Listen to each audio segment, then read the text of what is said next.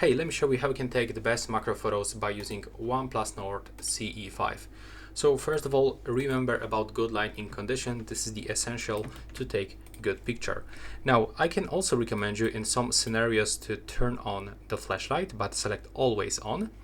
So now as you can see, we got a little bit better lighting condition, and you have to hold your phone steady and try to use zoom feature up to 4 times. If you go for above 5, then it will lost the quality.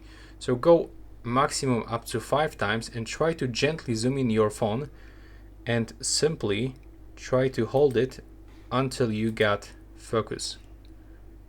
Now take the photo and it was taken. If I try to take the same photo with 1x and go close, as you can see, it's losing the focus. So we have to definitely use zoom feature. Now as you can see, everything is blurred, but when you go for this one, we can actually find some details like some pieces of the dust, some hairs, or for example some greasy marks on my controller. So this is, in my opinion, the best way to capture macro photos, since there is no macro mode on this phone.